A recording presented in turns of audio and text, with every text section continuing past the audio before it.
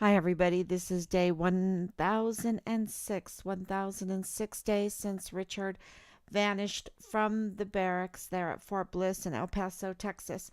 And today, we've been going over scenarios. We've been going over what the CID Quantico um, should do when they go to El Paso. I don't think we told them this, that they can depend on the CID office there at Fort Bliss. They know they can't. Um, Matter of fact, that whole office should be shaken up or recuse itself because there's a conflict of interest. Because Richard didn't just go missing 1,006 days ago. 1,006 days ago, and then we have to find out through our own investigation, since the CID on Fort Bliss with the command, Lieutenant General Sean Bernabe, made us essentially the investigators in our son's murder. And I say that with 100% confidence that he has been murdered because of because of what we've uncovered. And that means that they've put a target on our back. They've put us in a dangerous spot. They've offered us no help when it comes to media. Lieutenant General Sean Bernabe has a PAO, a public affairs officer. He has huge contacts with all the local media there. And he promised us that every month there would be something, a press release until Richard was found. And he couldn't even fulfill that promise. He couldn't even do that. And if you think, oh, why is she being hard on him? He, in all the meetings, the fraud, waste, and abuse, absolutely fraud, waste, and abuse of the funds of the American people, the taxes of American people, never told us once that our son was a whistleblower. Okay? Never in his press releases said Richard was the Guidon bearer. Richard was a distinguished honor graduate from basic training and AIT. And these are very, very important points. If you really want to find a missing soldier, you issue at least a press release every month. Okay? We have the unknown soldier, the tombs of the unknown soldiers, the all over the world. We have seats that we leave empty at our functions with a plate overturned and a rose, everything. And at many functions that I have been at, Helen Farewells, especially Christmas balls, and my husband's long career in the military, 30 years. Matter of fact, I have a picture right over there. I have a couple of them of us at these functions, these special functions, and they always leave a chair for the soldier that should not be forgotten, the unforgotten soldier, the unforgotten service member. And it seems that Lieutenant General Sean Bernabe wanted to forget Richard. And Veronica Escobar, who I call Cover Up Veronica, um, has forgotten our service members. And I say that because she has decided to abandon El Paso to seek her, furthering her political career during a time that she should be using her energies to hold a judicial hearing about the murder of Richard Halliday. She should use her position to influence, to oversee the AUSA, the Department of Justice, but she has a conflict of interest, you see, when it comes to attorneys and judges. She has a huge conflict of interest. She doesn't want to oversee them at all because her husband is like an immigration judge. And so, also, she could at least influence the media there to cover at least the 1,000 days that Richard has been um, murdered, missing. He's not designated missing anymore, y'all. He really isn't. Um, Now officially, but in my book, as a mother, as the chief investigator with Rob, we are the chief investigators with Rob. I will tell you right now, he's not a missing soldier. He's a murdered soldier. He's a betrayed soldier. He's a betrayed Guidon bearer. He's a betrayed left left um, distinguished honor graduate for basic training in AIT. And so I have to come on here because Veronica Escobar has betrayed service members. Because if you betray this case of Richard Halliday right there in your backyard, then you have betrayed all service members. Then you're not fit to continue in your political aspirations. You're not fit to be a representative of the United States of America and defend the Constitution if you can't get to the bottom of this case. And it would be so easy if we would have the AUSAs doing their job, the DA, the Attorney General,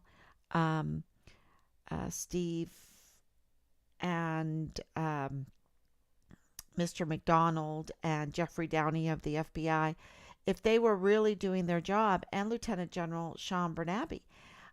Also, those that have retired, because they're retiring, they're getting out very quickly. And which brings me to the point that in order for Quantico CID to do their job thoroughly, the best way to do it is to bring these people off of retirement, recall them, and bring all of the deployed and also reassigned soldiers back to Fort Bliss to Delta Battery 143. And the CID there, that it would be the best thing because they're the ones that have the answers to the environment at the time. And everything that happened at the time. And they could easily get to the bottom of this. And this is what the CID office there at Fort Bliss should have done at the very, very beginning, along with Lieutenant General Sean Bernabe. But they had a different agenda or a conflict of interest. And I absolutely know that the CID office there at Fort Bliss had a conflict of interest because what we have investigated, what I am pretty sure of, okay, pretty sure of, but of course I don't have the huge staffs. I don't have access to all this information. I have to rely on leaks, which there's a lot of leaks, and we know that there's leaks everywhere because the integrity has broken down. Leadership's integrity has broken down. The corruption has increased, and that's why we're getting all of these leaks. And we know that loyalty has decreased, therefore we have more leaks. Respect has decreased, therefore we get more leaks. Selfless service has decreased, therefore we get more leaks. Honor has decreased, therefore we get more leaks.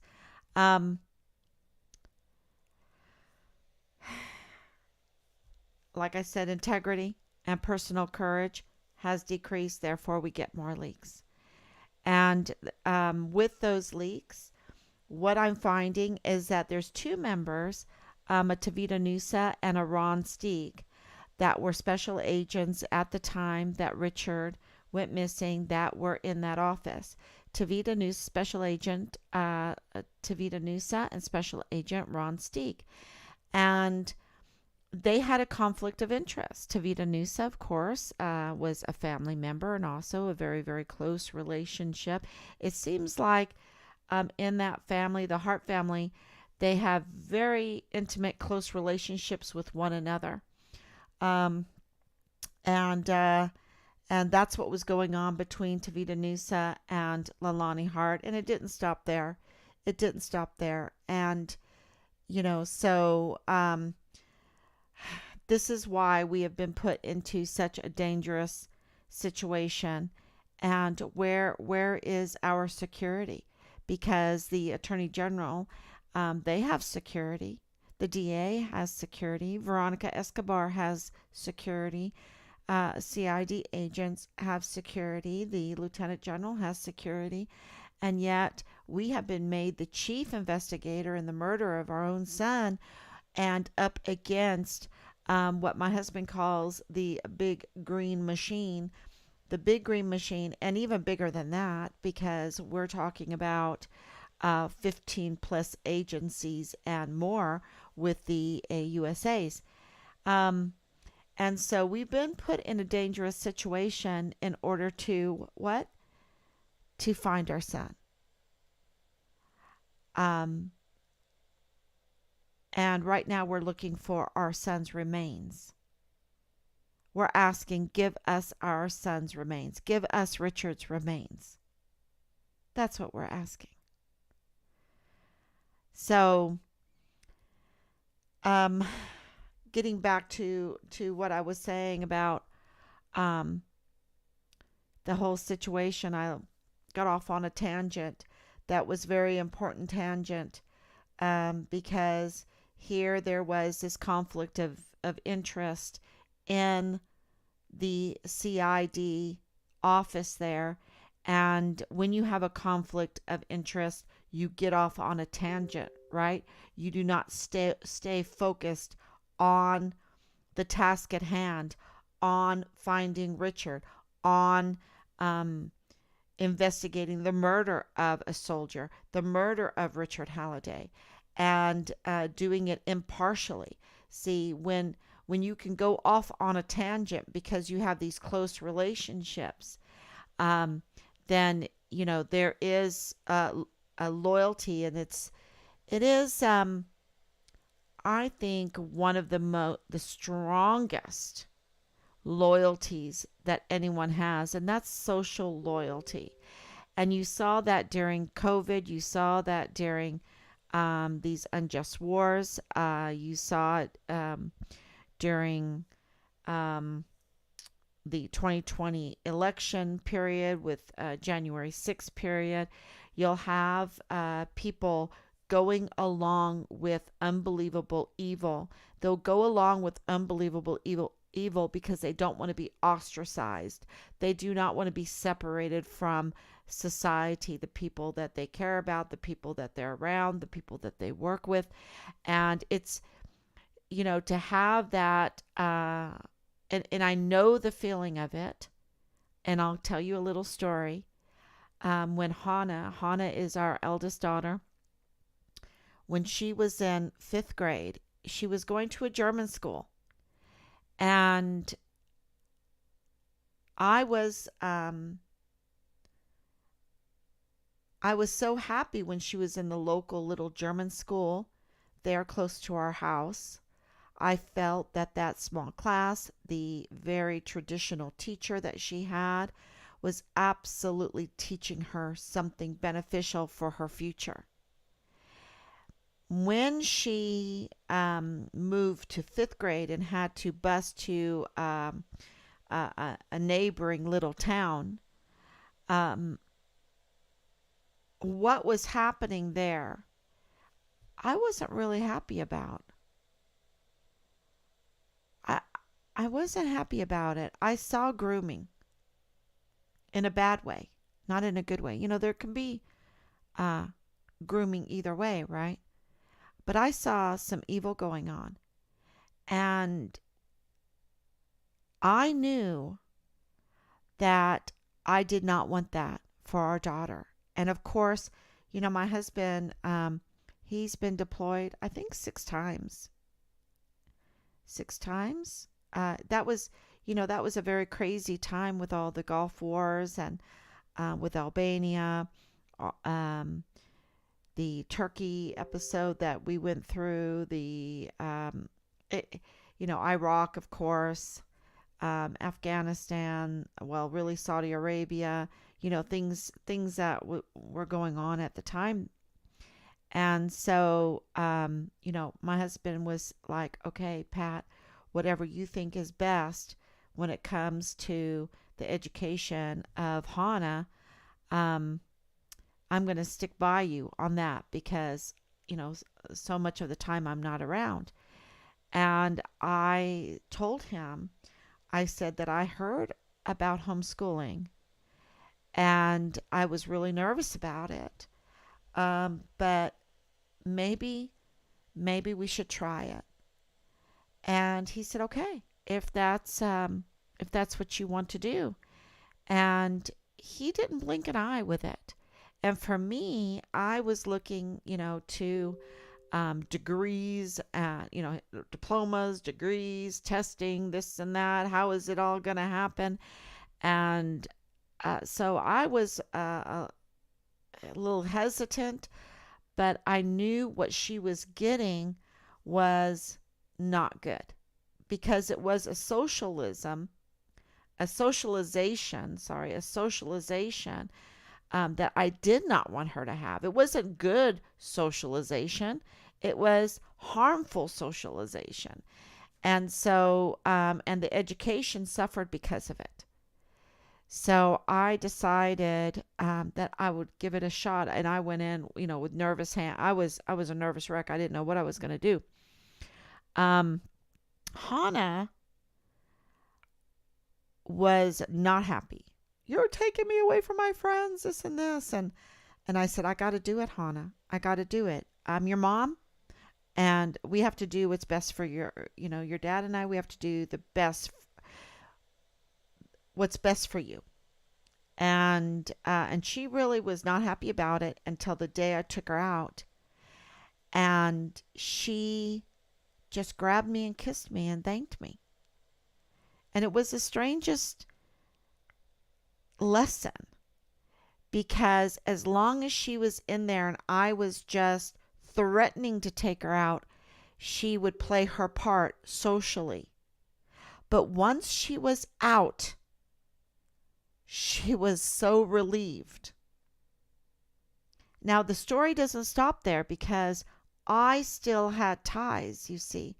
I had our youngest daughter as ties to the neighborhood, ties to the school. And Rob told me, if you're going to homeschool Hannah, then you need to homeschool Allison.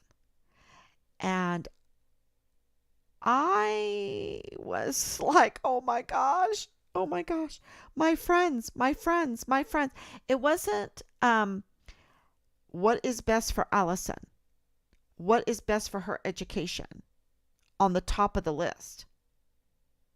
Okay, that was in the first three, but the top of the list was severing my ties, the umbilical cord, with the school society, the socialization with the school. That was, I mean, top of the list for me. And I had to reflect on that a lot and say, why? Why is that so high in our natures? Why is that so high? And it gave me a really, really good lesson back then. And this is like a year before we adopted the boys, because once I started homeschooling, no, this is earlier because anyway, it's a long story, but once I severed the mind of thinking that I needed the approval of everyone around me in order to be happy, in order to live, in order to move forward, in order to grow. Once I severed that, um, I cannot tell you how, what an emotional release of freedom, um, that just covered over our whole family. It was amazing. And I knew from that point on that the friends that were there because they were true friends. And it was a lesson that I think has helped in this whole battle. And it has been a battle, it has been a journey, it has been a battle. It has been a structuring because we've had to structure this whole investigation. We've had to put it all together after being abandoned by um, the society that we thought was created to work for us, the agencies we thought were going to work for us. But because of that lesson years ago, we realized that, my Oma used to say, Selbst ist der Mann. Selbst ist der Mann, which means, you've got to go, you have to have that selfless um, courage, that personal courage to go on um, as a family on your own, because we are together on this. And then all of a sudden it became Team Find Richard Halliday because people came in that wanted the truth, wanted to know. Of course, we had some saboteurs, we had some FBI informants, we had political pundits that came in, tried to overrun it or whatever. So this has been such a journey, these 1,000 days, and it goes back further to where I learned how, and Rob learned how, that we were going to sever our family from societal norms in order to be successful as a family in our goals and our little personal goals as a family, to be a stronger family and to raise children that we believed would be strong, beautiful people to benefit our country, our world. You know, really, that was, how can you glorify God today, right? How can you glorify God today? If you're doing that, you're benefiting every day your little family, your little community, your city. It could be a town, city, your country, the world. And to us, that was success. And it didn't matter what our children did. We just wanted them to be a blessing to the world. And we did not want them to be groomed in evil. We wanted them to be strong so that they could stand up against unbelievable evil. Because we're not blind, we see the unbelievable evil. And so, and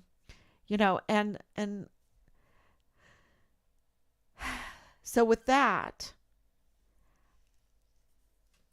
I think it rubs off in the family. Because it takes personal courage, and it takes not being afraid to be alone, to go it alone, to homeschool. Homeschooling and homeschooling is not, oh, I'm going to have a classroom in my house, okay? You can homeschool by sending your child to a co-op or a little school that of your choosing that you have control of.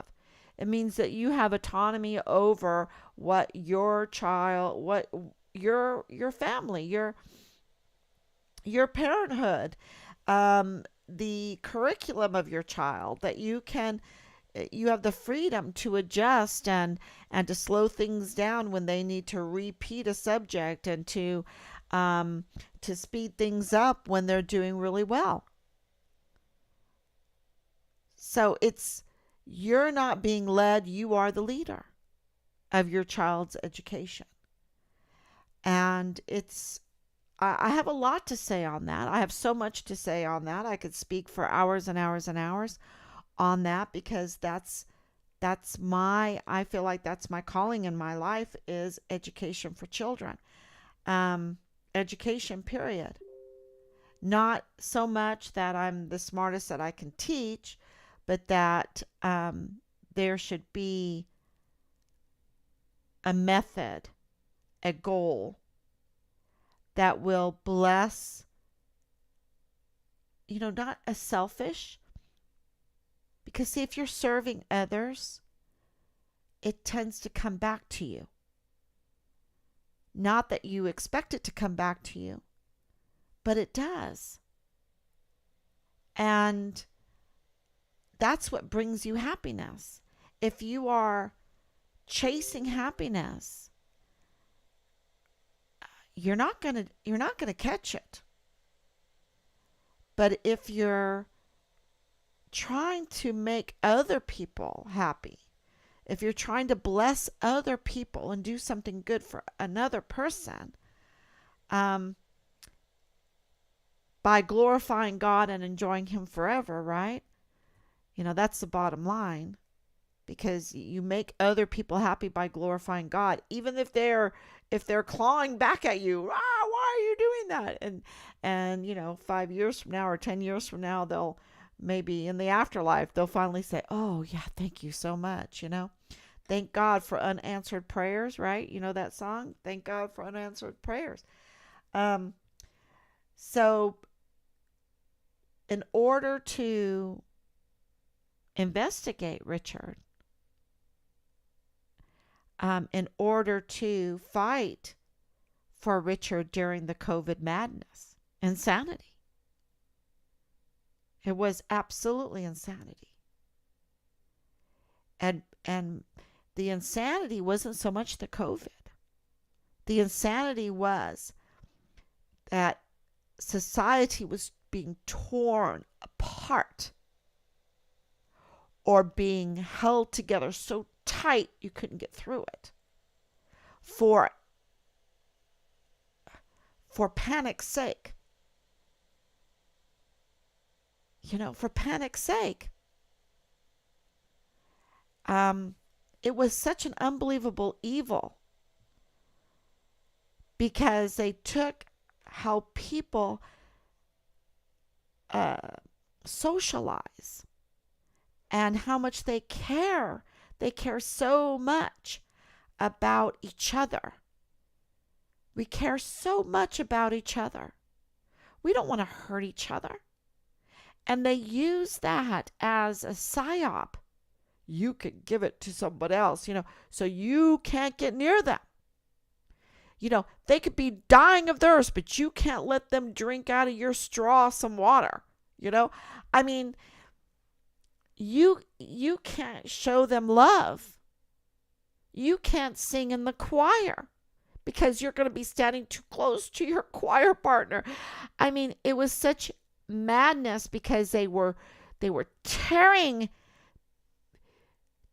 people apart from each other, or they were shoving people together, saying, everyone has to lockstep it to this, and if they don't, then they're the killers.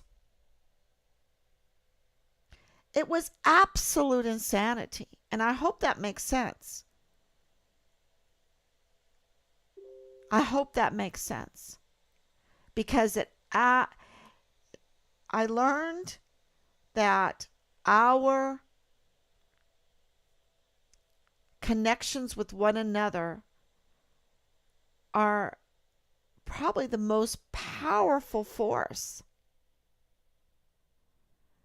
And it makes us say things and do things that we would not normally do just because we don't want to offend the other person, or we don't want to be ostracized. We want to belong. And that is one of the most powerful forces. And that's what was being attacked. Brutally attacked. And in that, we were made the investigators of our son's murder.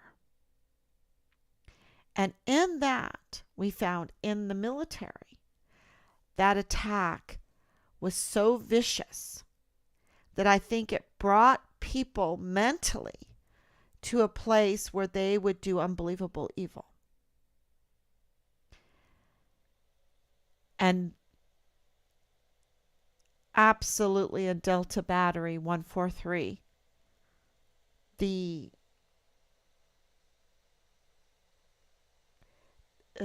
it wasn't normal. It wasn't right. And the stress, and I'm not making excuses for them, because I think absolutely there was all kinds of crimes going on.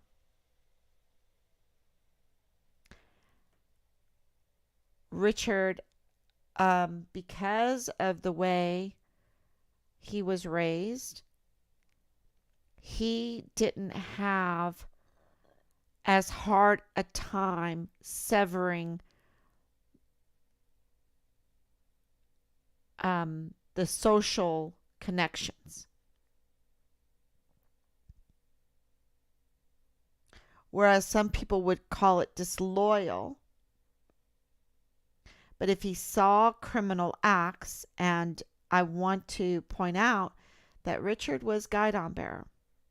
Not only was he the Distinguished Honor Graduate for Basic Training in AIT, when he got to his unit, he was Guidon bearer. And I have here, let's talk about that for a minute. And then we're going to put forth the scenarios that we have been working on about what happened to Richard. So as Guidon bearer, let's see if I can make this as big as I can.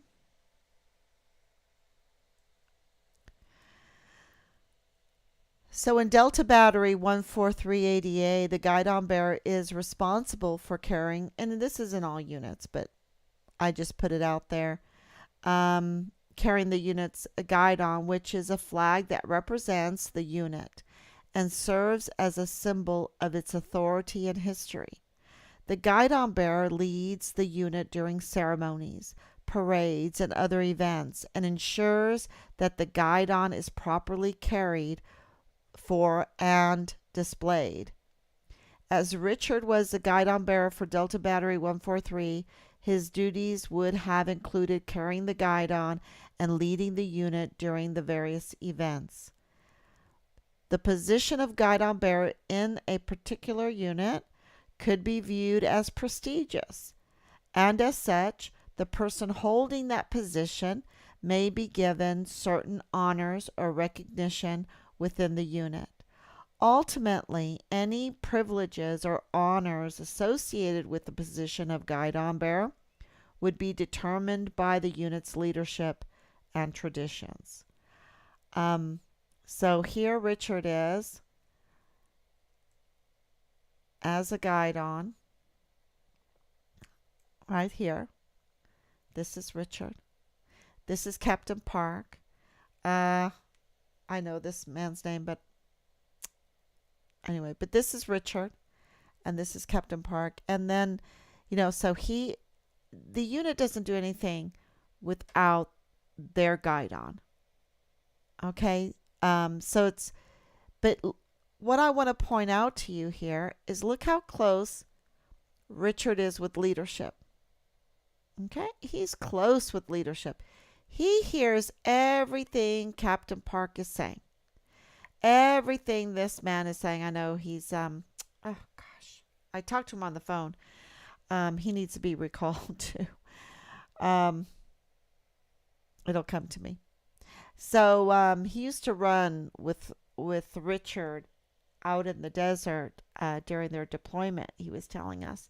So, but here Richard is as Guidon bearer, right there. He doesn't look good in this picture from my point of view.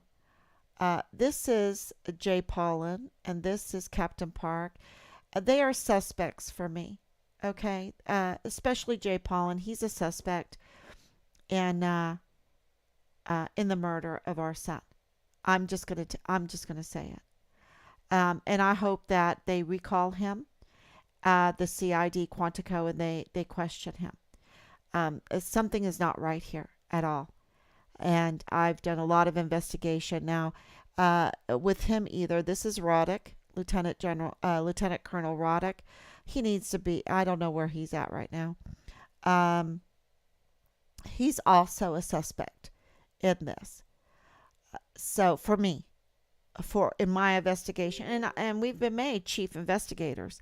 So I'm just saying, you know, they need to be questioned, and those findings. And if I was one of them, the reason why Captain Park and all three of these leaders are huge suspects. There's lots of reasons. But one simple one that you can understand that I can give you real quick is that not one of them told us that our son was a whistleblower. Okay. Not one of them. And I think that's huge. And I think that's why would they keep that information from us for so long? For so long. Um, so, yeah. So, next picture. Okay, so here, this is one of my favorite pictures, and people are like, "Oh, don't show this picture because Richard looks like Rambo in it." Um, yeah, I love this picture of Richard. Richard is right in the middle, and this is Captain Park, and then this right here is First Sergeant Ruggiero. He's the new, and um, yeah, he was unwilling to speak with us, so he's a suspect. Um, maybe he gave alibis. I don't know, but he's a suspect because he was unwilling to speak with us. And for that, if you're military and you hear that, I think it's absolutely shocking. We have it on record, talking to him on the phone and him saying that he was unwilling to speak with us. Um, so I think that is, I remember the day very well in El Paso that happened. So I think that they should question First Sergeant Ruggiero also, his wife also, who was receiving leaks from the CID. Which let's go back because and this soldier right here, I would like to know who this is. This soldier right here. This is a question I've had out for a long time. Who that soldier is. And they won't tell us. They won't tell us. They've made us chief investigators, and yet they won't tell us anything. And I think that screams a lot. Um, let's go back to this one with Jay Paulin. Now, Jay Paulin, it's very interesting because they didn't tell us our son was a whistleblower, but also that he had a conflict of interest in the CID office there at Fort Bliss. Um, Ron Stieg, from what we know, was part of the investigators of Richard Halliday, and yet he's a very good friend of Jay Paulin. This is when Jay Paulin is a suspect. So that was a huge conflict of interest. And we weren't notified of that. We've had to find that out because we've been made the chief investigator. So I think that's important information. And all of these volunteer sons and daughters here, we need to get to the bottom of this for their sake. Okay? For their sake. We need to get to the bottom of this. And Richard, here he is. This is him as Guidon here. This is a good picture of him. They won some kind of sport event there, or they were running. I don't know. Richard was a decent runner. I always said he ran like him and Hannah.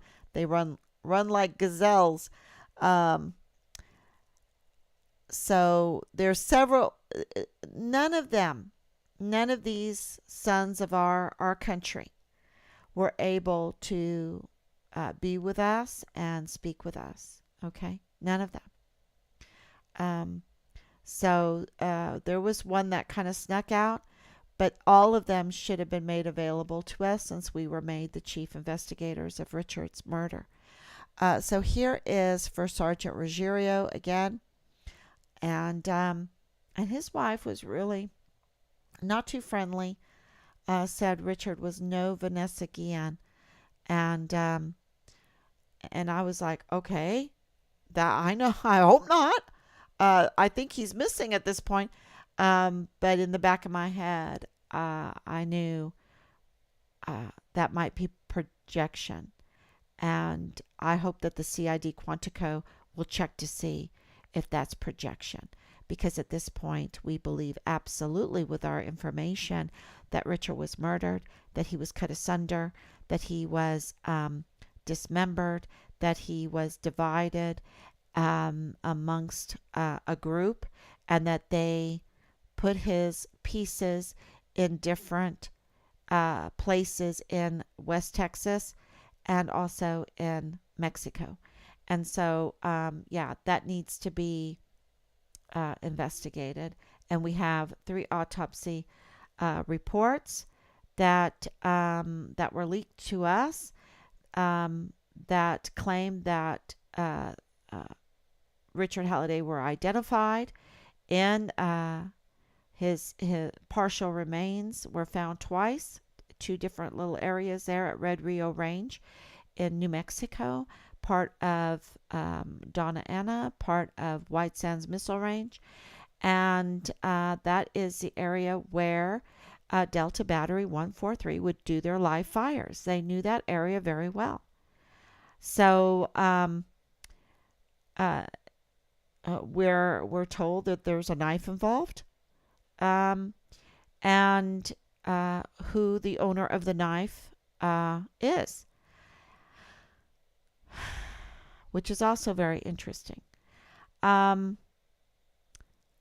So I hope that the Quantico CID doesn't depend on the conflict of interest group there called the CID office at Fort Bliss, but that they do their independent, thorough investigation of the murder of our son, which I think has, well, we'll see.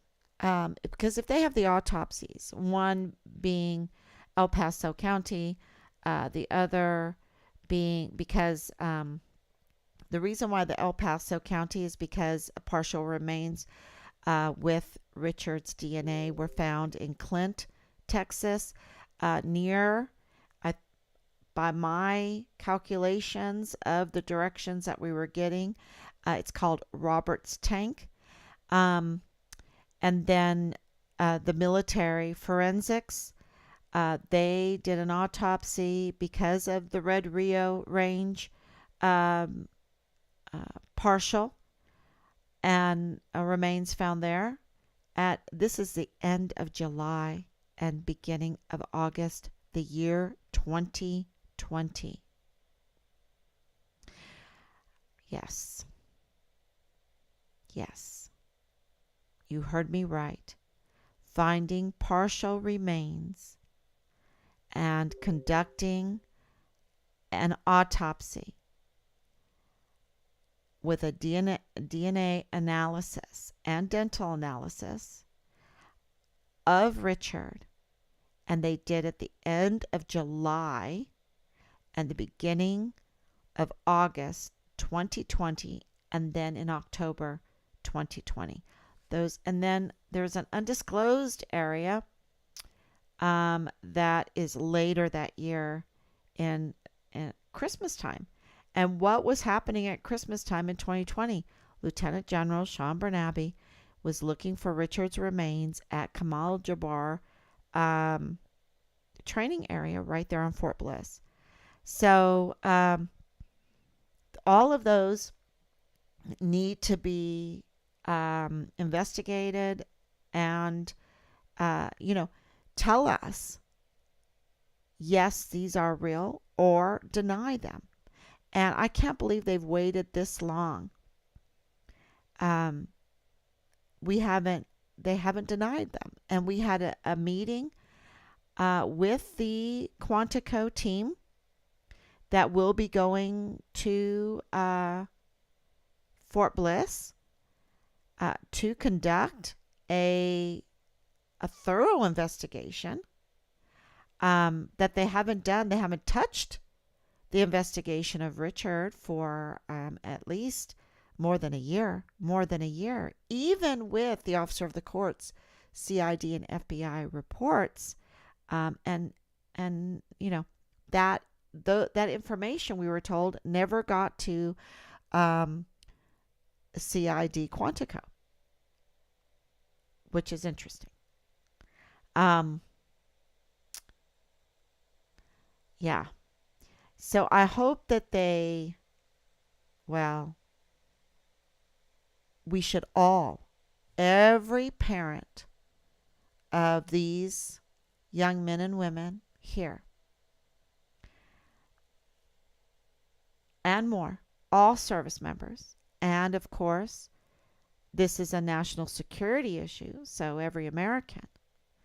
And if you live in a country that depends on the United States, because we are the military for many countries around the world, then you should care too. We need to get to the bottom of this. If our leadership would go to the extent to be that unbelievably evil, to participate in the cover-up of a murder and the remains of a U.S. Army soldier, that the murder is an international murder.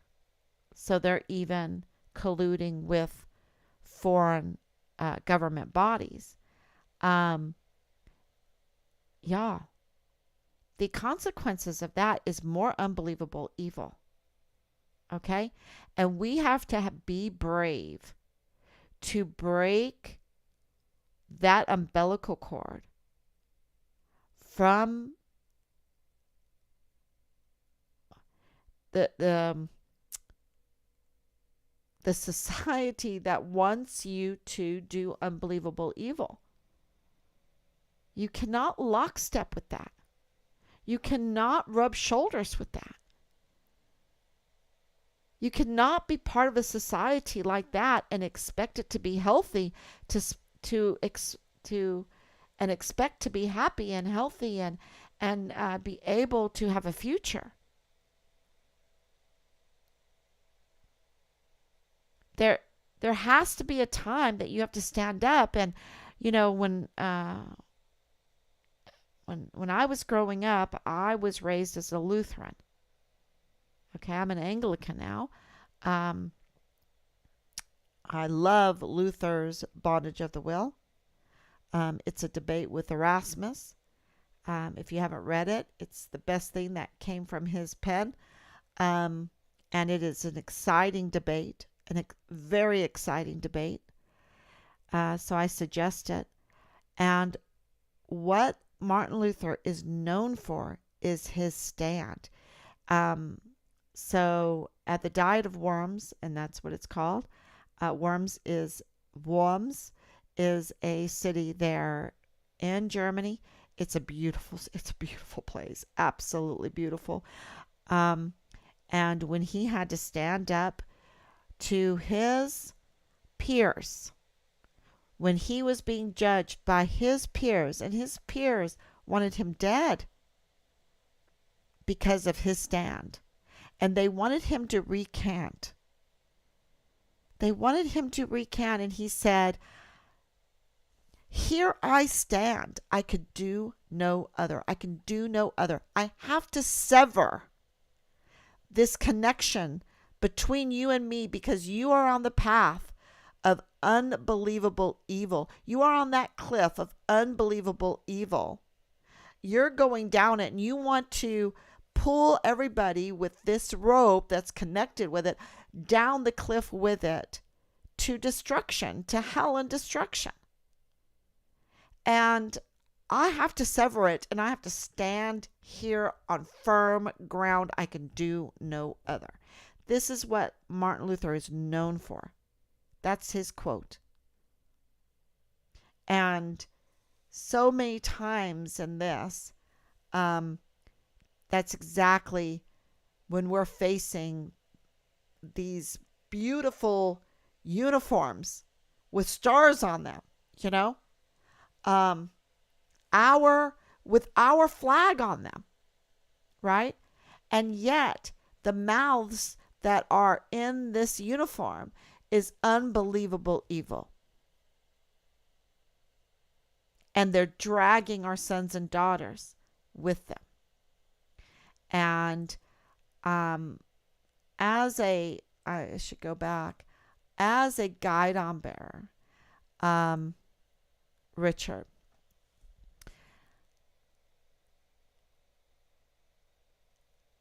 he knew that there was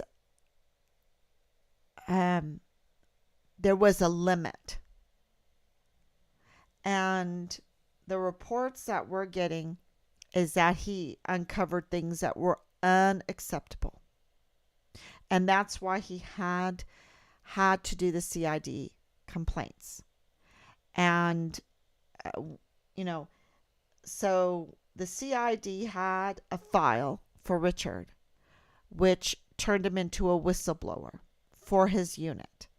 But yet the CID office there at Fort Bliss, there was a conflict of interest. They had umbilical cord connections. Tavita Nusa had a very strong connection with Leilani Hart, with Dallas Hart. And here Richard is making complaints. And I believe they were about Dallas Hart. Now, that's just an educated analysis of everything that we've investigated. But that needs to be confirmed. All of that needs to be confirmed. I'm just a mom that has been turned into the chief investigator of her son's murder. I don't have a legal education.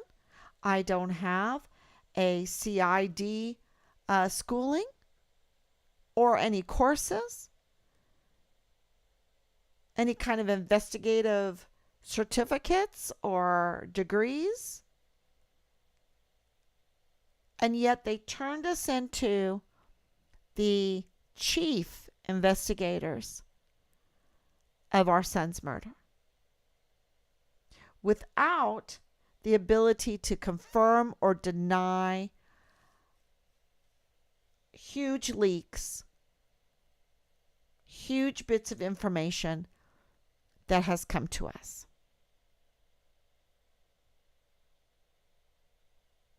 And so that's why that meeting the other night, yesterday, was so important. It was so important because now the CID was talking, that whole meeting was talking about the murder of Richard Halliday, not the CONUS, the first CONUS Dust One missing soldier, but that the murdered soldier. They very clearly understand that. And that this investigation is anew. And it needs to begin in Fort Bliss, in El Paso. And that's why we're asking for all those that have been reassigned, all those that have retired, to be brought back in.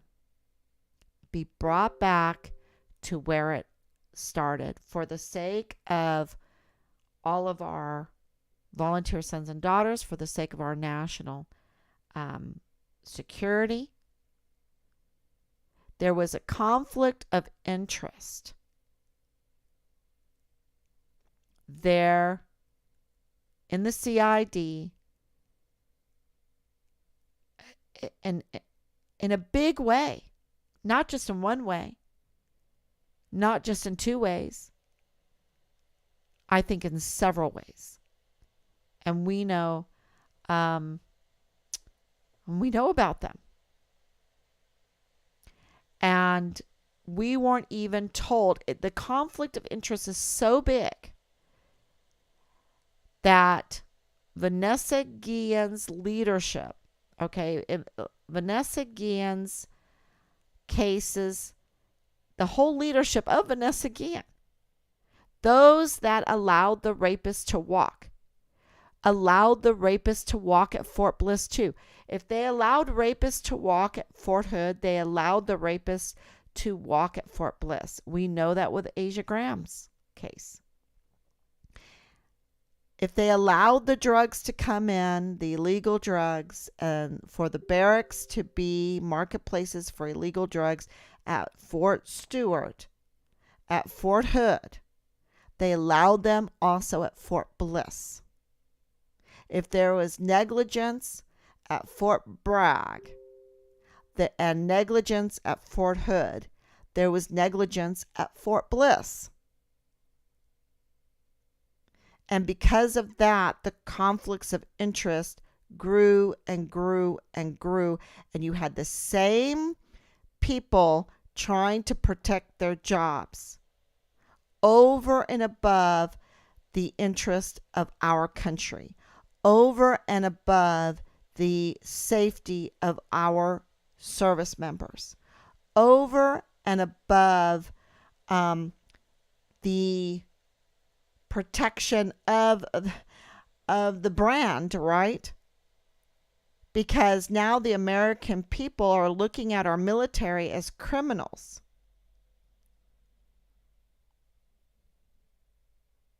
As sex groomers, as rapists, as drug dealers, as warmongers, as murderers. That once we esteemed our uniforms, our ranks, our flags sewn on the uniform. You know how many patches I've sewn on uniforms? We esteemed them. We wanted to sew them just right. We respected them. And now they are becoming a symbol of a criminal syndicate that you have to keep your children away from. And the proof of that is in the disrespect of Veronica Escobar to our service members. She doesn't even want to take an hour out to get some media together to remember Richard on the 1,000 days that Richard has been missing. Because she has no respect for our military and our sons and daughters that wear the uniform, for the uniform itself, for our national security. All of that has lost its integrity, lost its honor, lost its respect. So much so that the very representative that's supposed to be oversight to it has turned her back to it. Turned her back not only to Fort Bliss, but also El Paso. And, thought, okay, well, I'll just look after my own personal interests then.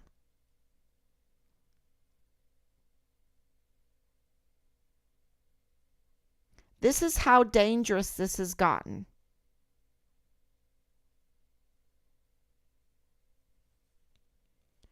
And so much so that General Mealy, General McConville staged a task force by Richard Halliday.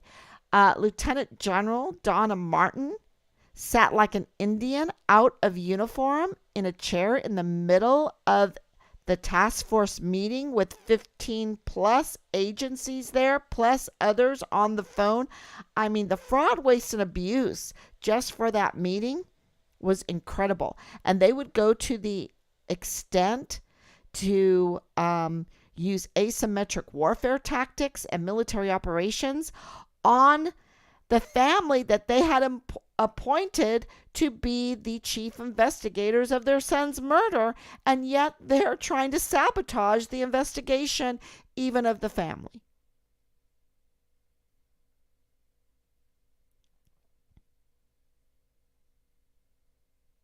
And for how did they get away with it?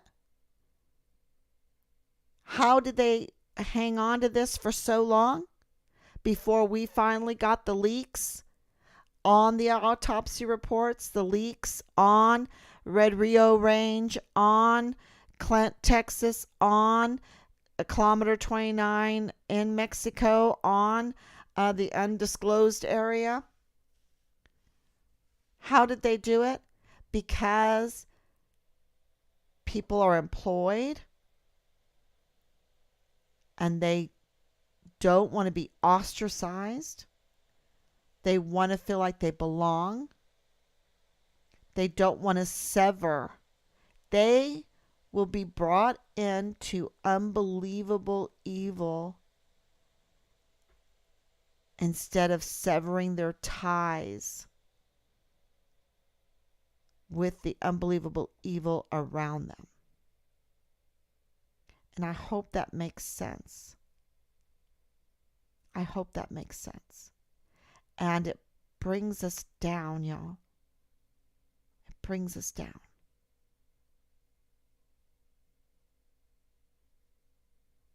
And so in the scenarios with Richard, maybe I'll cover that tomorrow. So that's what we're working on, our scenarios. And I wanted to remind everybody that Richard was a Guidon bearer. And what did that mean? He was in the orderly room. He was close to the leadership. He could see what they were doing. He could hear what they were doing. He would know what they were doing.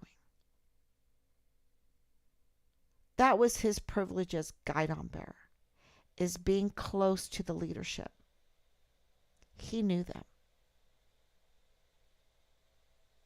And I think that's very important, that he would go to the CID and make reports. He would go to the CPS.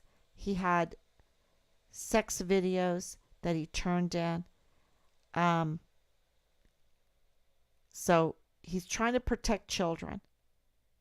We know this is sexual, but we also know that he knew other things because he was the Guidon bearer.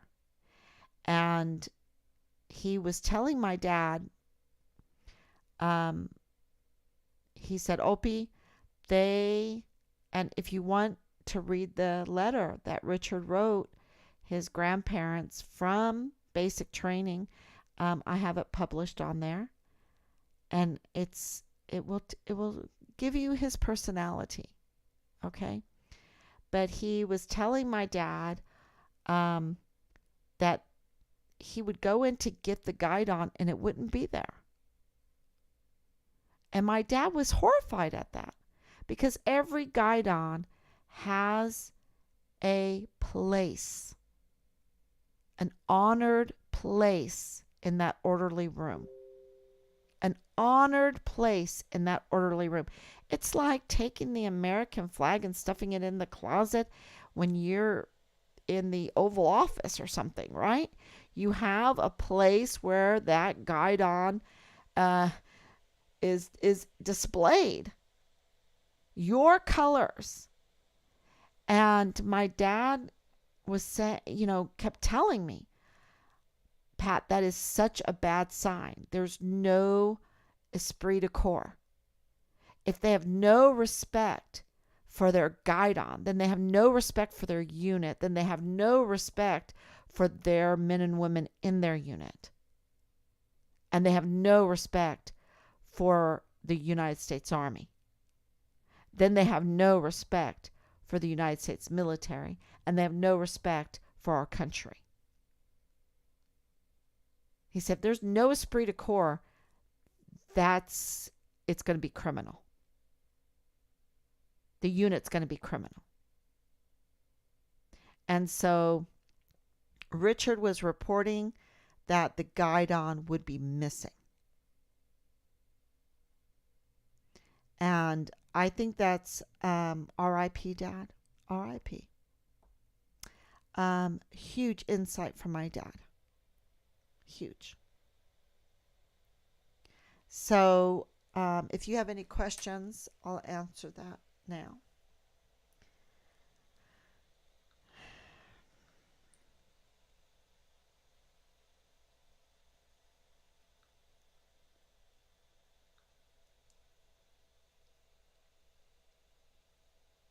And I know it's late, y'all.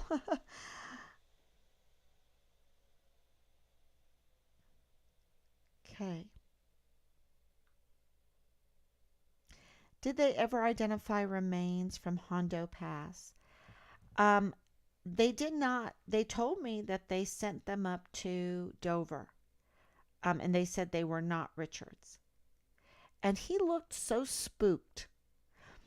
And the reason to me, see, there's so many things that you just read from each other's eyes and body motions, body language, that it's hard for me to relay that officially to everybody. Um, but everything kind of makes sense now because he was spooked.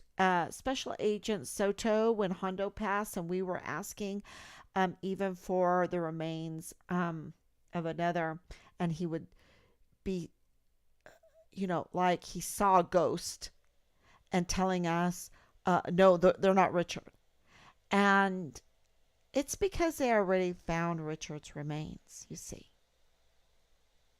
Um, so yeah, we of course we wanted to know the outcome of the DNA testing from the Hondo Pass, and they never really released that, did they? Anyway, have you validated the reports for the remains? Who gave you the validation, if there is one? They need to validate it. When you get numbers of autopsy reports and the details of autopsy reports and the name of the medical examiner that signed off on the autopsy, don't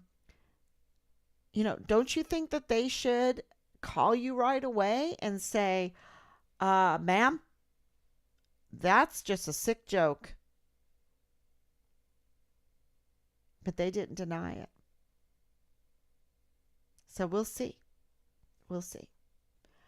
And we'll work on that some more tomorrow, trying to validate all of that information. And as a restrained chief investigator, we're so restrained because we don't have access the way that a normal investigative office would have access to, right? Um, we have to then make everything available to the public to help us scrutinize and think things through. And we need everyone else's brains to help us investigate the murder of our son. And and let me tell you, Team Find Richard Halliday have done an awesome job, and we're very grateful. Um, there is no statute of limitations on murder. Interesting. I didn't know that. Where's Veronica? A third-party agency. She stated to the public she would get to investigate Richard Halliday's disappearance. Um, you know, the military is totally disrespected and dishonored. And she disrespects it and dishonors it.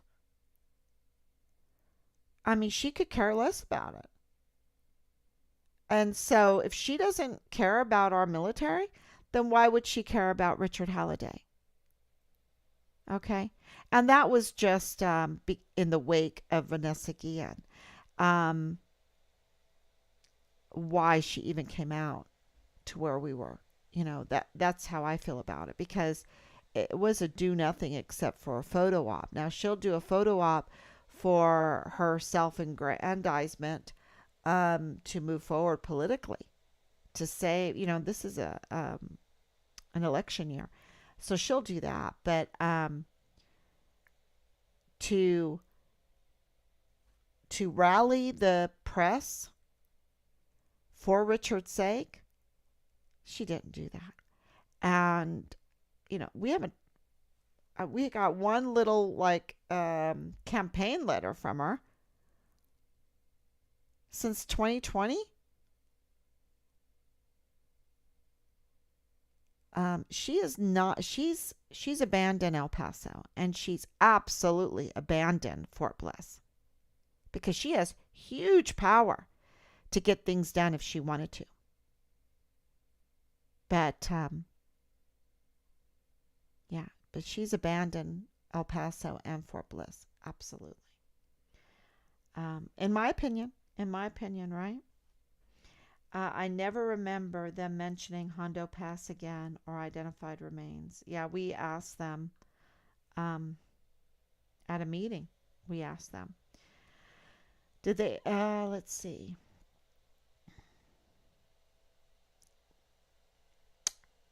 I think that's it. Thank you so much for your prayers. Marilyn, thank you so much for your prayers. Danielle, Anicia, thank you so much. Thank you for your prayers for my mom. She came through pretty good today. So far. So we need continued prayers. And thank you so much.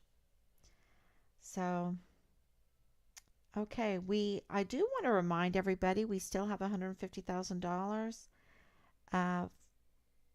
for in reward for credible information into the murder of our son. That's what the bottom line is. And I'm not mincing words. I'm being totally honest with everybody. Our investigation has been as thorough as we could get it. And this is our findings that need to be validated. But if just an eighth of what we're finding is true, absolutely Richard has been murdered. And that's why, of course, CID Quantico will be going to Fort Bliss, will be going back to El Paso. And we want to make it the best that we can for them. We want to work with them. We want it to be the best. And we wanted it to be the best there in El Paso in the CID office. We did not know there was such a conflict of interest, that the ties were so tight, right? We did not know that. And we didn't know that the ties were even tighter with Fort Bliss and Fort Hood. That Richard's case was under the same leadership as what happened there at Fort Hood with Vanessa Guillen with Gregory Morales. Okay, that's the same leadership. Uh, July of 2020. Um, Vanessa Guillen's remains announced the 5th of July of 2020, and Richard being announced, going missing, and not even, there was no announcement, but to them, in their circles, it was announced, and they did the wrong thing. They did the wrong thing. They did unbelievable evil instead of good. And justice, of course, is good. So we are offering $150,000 and for credible information leading um, to finding Richard's remains, which probably are in a morgue, probably in a military morgue, um, because we absolutely at this point believe in our heart that they are hiding the remains of our son and they're not giving them to us. And so our hashtag is Give Us Richard Halliday. Give us Richard's remains.